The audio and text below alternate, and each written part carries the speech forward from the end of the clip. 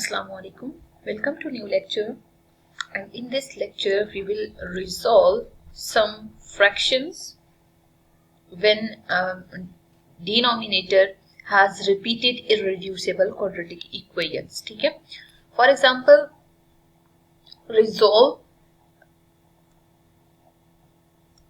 the following.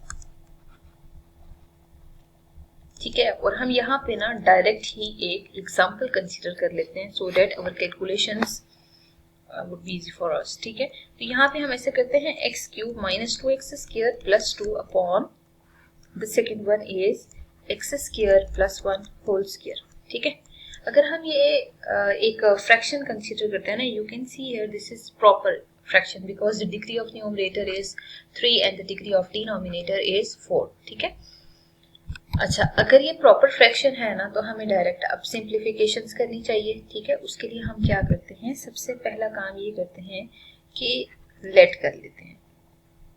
Late करने का procedure क्या होगा, X cube minus 2x square plus 2 है upon x square plus 1 whole square है. ठीक है, सबसे पहला काम ये करते हैं, हम इसको ax plus b upon x square plus 1 whole लिख लेते हैं. ठीक है, और फिर c x plus D upon x square plus 1 whole square लिख लेते हैं. ठीक है, इस इक्वेशन को ना सबसे पहले हम मार्क कर देते हैं. फॉर एग्जांपल ये ए से रिप्रेजेंट कर रहे हैं.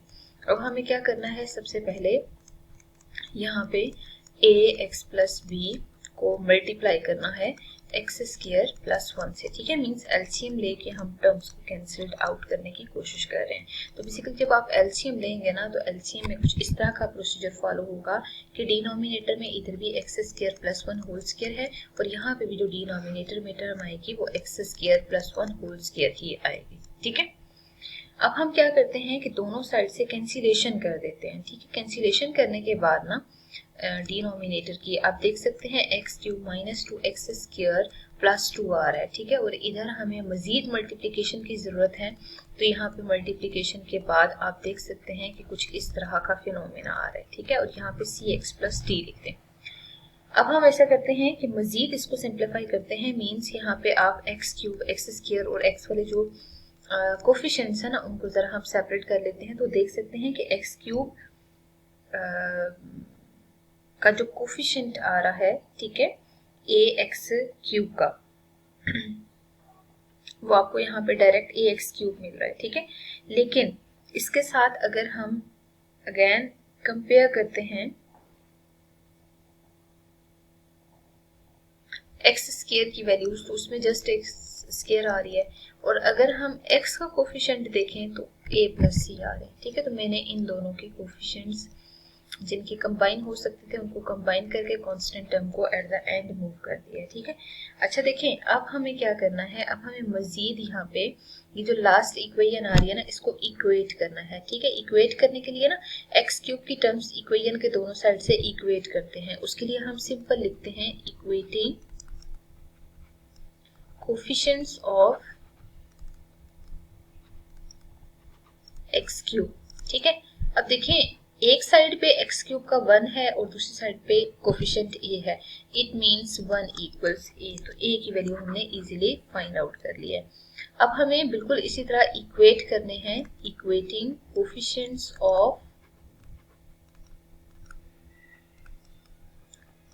X square. ठीक है, तो यहाँ पे देखें एक्स स्क्वायर का कोफिशिएंट -2 आ रहा है. ठीक है, तो इट मींस आप b -2 ले लें. ठीक है, एक तरफ आपके पास एक्स स्क्वायर का कोफिशिएंट b है और दूसरी साइड आपके पास कोफिशिएंट a आ रहा है. इसका मतलब ये है कि आप डायरेक्ट इसको लिख लें. ठीक है, अब हमें जैसे एक्स स्क्वायर और एक्स क्यूब के कोफिशिएंट्स को इक्वल किया है ना, बिल्कुल इसी तरह हम यहाँ पे equating coefficient of x only ले लेते हैं. ठीक है, तो जब हम x के कोफिशिएंट्स को इक्वल करेंगे ना तो आप यहाँ देख सकते हैं कि कुछ इस तरह की सिचुएशन आ रही है. x के इस तरफ a प्लस सी आ रहा है. ठीक है, दूसरी साइड 0 है तो 0 इक्वल्स a प्लस सी. ठीक है, अब हमें a की जगह यहाँ पे a की वैल्यू पुट कर देनी चाहिए. तो 1 प्लस सी इक्वल्स 0 आ रहा है. This implies c equals -1. तो c की वैल्यू भी हम फाइंड आउट कर चुके हैं. ठीक है, अब हमें मजीद यहाँ क्या करना है, एक और वेरिएबल अभी रिमेनिंग है, डेट इज d. उसकी वैल्यू भी फाइंड आउट करनी है. जब हमें d की वैल्यू फाइंड आउट करनी है तो आप जरा कांस्टेंट टर्म्स कंसीडर कर लेते हैं, ठीक है। यहाँ पे अगर हम कांस्टेंट टर्म लेते हैं ना, देखिए कांस्टेंट टर्म का कोई कोफिशिएंट तो नहीं होता ना, तो एक तरफ b प्लस डी है, दूसरी साइड 2 है, तो 2 इक्वल्स b प्लस डी आ रहा है, ठीक है। अब आप क्या करें, b की जगह b की वैल्यू रिप्लेस कर दें, तो आप इसको सिंप्लीफाई करेंगे तो 2 प्लस 2 d के इक्वल आ रहा है। तो इन वैल्यूज को अगर आप यहाँ रिप्लेस करते हैं ना, जैसे b की वैल्यू -2 है, और बिल्कुल इसी तरह यहाँ पे एट द एंड जो d आ रहा है b प्लस डी की वैल्यू यहाँ -2 के इक्वल है, ठीक है। जब आप सिंप्लीफाई करेंगे तो ये d 0 हो जाएगा, ठीक है। अब देखें, आपने वो जो ओरिजिनल इक्वेशन कंसीडर की थी ना, that is x cube -2 x square -2 upon x square plus 1 whole square, ठीक है। आपने इसको स्टार्ट में लेट किया था ax plus B upon x square plus 1, ठीक है, और cx plus D upon x square minus plus 1 whole square, ठीक है। इनकी जगह जरा a की जगह a की वैल्यू, b की जगह b की वैल्यू, और फिर आप इसी तरह c की जगह c की वैल्यू पुट कर दें, ठीक है, और d की जगह d की वैल्यू रिप्लेस कर दें। रिप्लेस करने के बाद इसको लिटिल बिट सिंप्लीफाई करें, जितनी सिंप्लीफिकेशन पॉसिबल है।